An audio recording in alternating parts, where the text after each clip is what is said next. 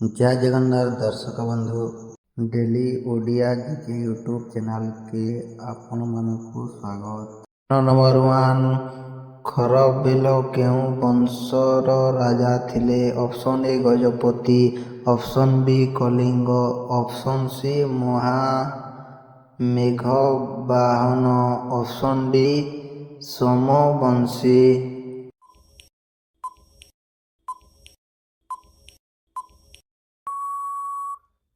ସେହି ଉତ୍ତର ହେଉଛି Mahameghabahan.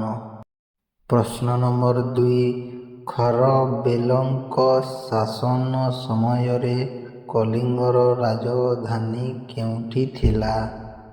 Option A Bhubaneswar, option B Sisupalgarh, option C Cuttack, option D Puri.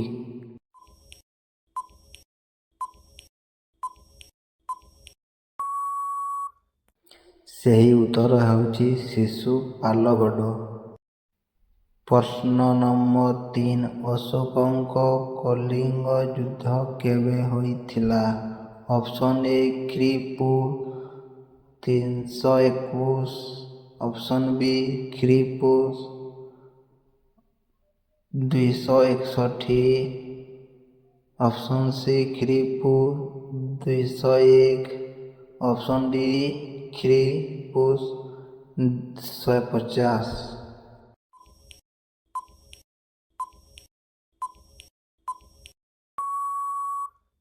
ସେହି ଉତ୍ତର ହେଉଛି ଖ୍ରୀ.ପୂ.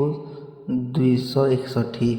ପ୍ରଶ୍ନ ନମ୍ବର 4 ଅଶୋକ କଳିଙ୍ଗ ଯୁଦ୍ଧ ପରେ କ'ଣ ଧର୍ମ ଗ୍ରହଣ କଲେ? Option A Jain, option B Bauddha, option C Hindu, option D Sikh.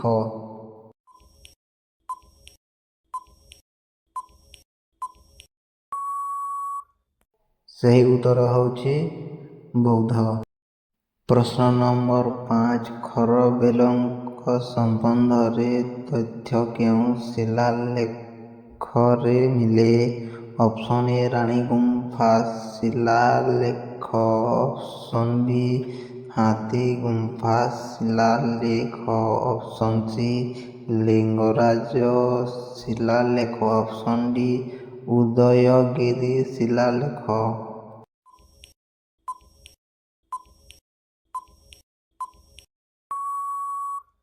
ସେହି ଉତ୍ତର ହେଉଛି ହାତୀଗୁମ୍ଫା ଶିଳାଲେଖ। ନମ୍ବର 6 ଗଜପତି ବଂଶର ପ୍ରଥମ ରାଜା କିଏ ଥିଲେ? ଅପ୍ସନ୍ ଏ କପିଳେନ୍ଦ୍ର ଦେବ, ଅପ୍ସନ୍ ବି ପ୍ରତାପରୁଦ୍ର ଦେବ, ଅପ୍ସନ୍ ସି ପୁରୁଷୋତ୍ତମ ଦେବ, ଅପ୍ସନ୍ ଡି ନରସିଂହ ଦେବ।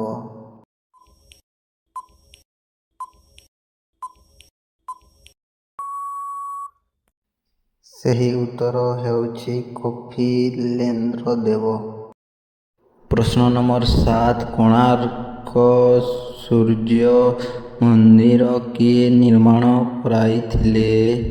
ଅପ୍ସନ୍ ଏ ନରସିଂହ ଦେବ ପ୍ରଥମ, ଅପ୍ସନ୍ ବି କପିଳେନ୍ଦ୍ର ଦେବ, ଅପ୍ସନ୍ ସି ପୁରୁଷୋତ୍ତମ ଦେବ, ଅପ୍ସନ୍ ଡି ଅନ୍ତର୍ବର୍ମନ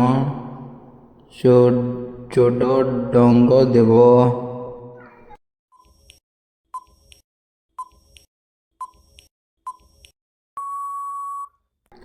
ସେହି ଉତ୍ତର ହେଉଛି ନରସିଂହ ଦେବ ପ୍ରଥମ।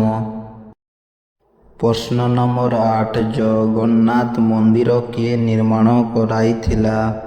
Option A Ashoka, option B Anantavarman Chodaganga Deva, option C Kharavela, option D Narasimha Dev.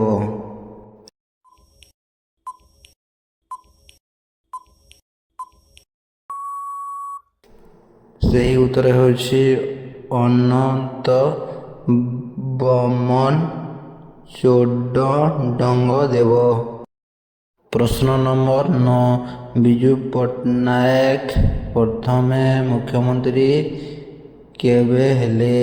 Option A 1950, option B 1961, option C 1967, option D 1971।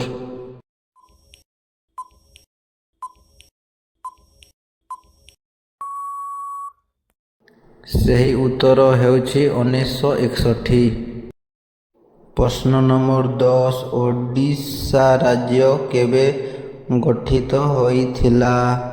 Option A 1 January 1935, option B 1 April 1936, option C 1 ତାରିଖ ମେ ମାସ 1947, option D 15 ତାରିଖ August ମାସ 1947।